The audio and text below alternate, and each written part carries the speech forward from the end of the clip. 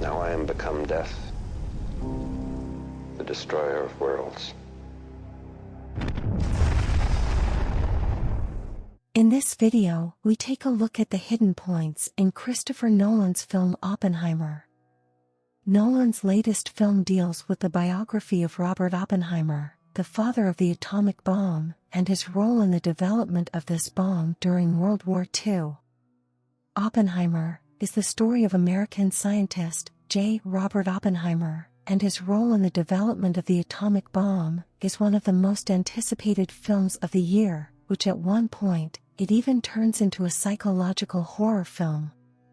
The story of a scientist that his knowledge became a tool to create one of the deadliest weapons of mass destruction. The story of abuse from dark side of science. Surprisingly, Oppenheimer is not a typical complex film like Nolan's other films, and has a straight story. Hence, ignoring some of points are a dramatic necessity, because the audience does not go to the cinema to watch a documentary movie. In the story, Robert Oppenheimer is led through a dark corridor and finally emerges with a sense of pride and dignity. As he witnessed the first detonation of a nuclear weapon on July 16, 1945, a piece of Hindu scripture ran through the mind of J. Robert Oppenheimer. Now I am become death, the destroyer of worlds.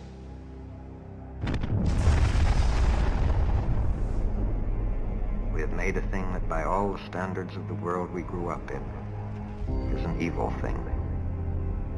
It is, perhaps, the most well-known line from the Bhagavad Gita, but also the most misunderstood. A significant part of the story is a critical account of the McCarthyism era, when people were interrogated on suspicion of communist or leftist views.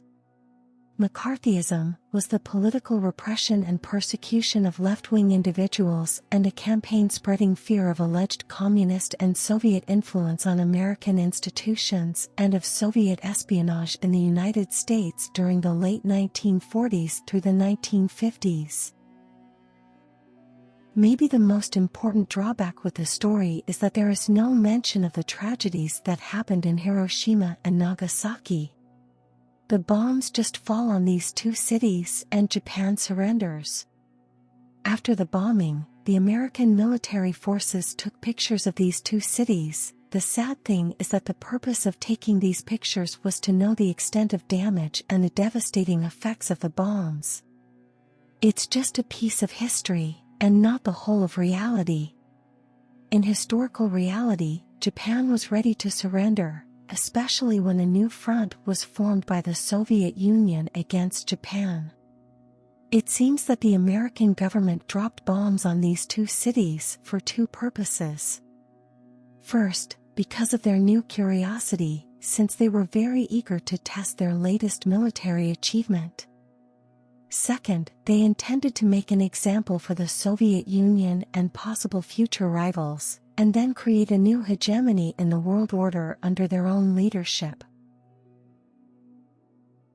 This brutal attack, which resulted in the deaths of many civilians and the complete destruction of two cities, may have had another unintended side effect, preventing the Soviet Union from dominating Japan, and creating another country with a system of governance similar to that of North Korea.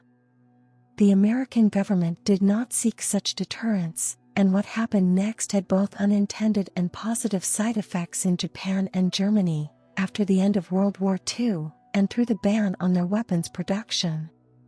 They inevitably put their capital and efforts on the economy, and after the passage of years and because of this ban, they stood up and became two powerful countries in the field of technology. Back to the movie. There are several shortcuts of the scene where Jean Tatlock drowns in the bathtub. One of these cuts, and only one, briefly shows a gloved hand pushing her underwater. It never again is mentioned or discussed whether it really was a suicide. Nolan gives this just a tiny second. Since we know she was a devoted communist, was Jean Tatlock a spy? Was she murdered? Perhaps if Nolan wasn't so focused on the technical side, he'd be able to get audience emotionally more involved in the story. Nolan did not have the chance to use his favorite composer Hans Zimmer for the score. Oppenheimer would undoubtedly have been much more attractive and effective with Hans Zimmer's film score. In the end, let Nolan go through the corridor like Robert J. Oppenheimer. Nolan never claimed to have made a film about the Hiroshima and Nagasaki disasters. His focus was on the life of Robert J. Oppenheimer and the McCarthyism era, where many people like Oppenheimer were victims of the pessimistic attitude of the ruling government towards communist ideas, although Robert Oppenheimer was eventually acquitted of this charge. Oppenheimer is an excursion into unknown territory. Unquestionably, he changed the world. And he changed the world forever. There's no going back. But we know that as long as men are free to ask what they will, free to say what they think, free to think what they must, science will never regress, and freedom itself will never be wholly lost.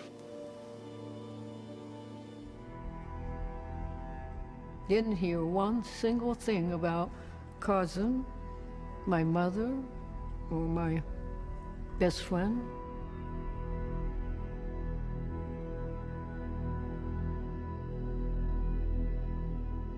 I would have really loved to have died with them, because life after that was so very challenging and so very difficult, physically and especially mentally.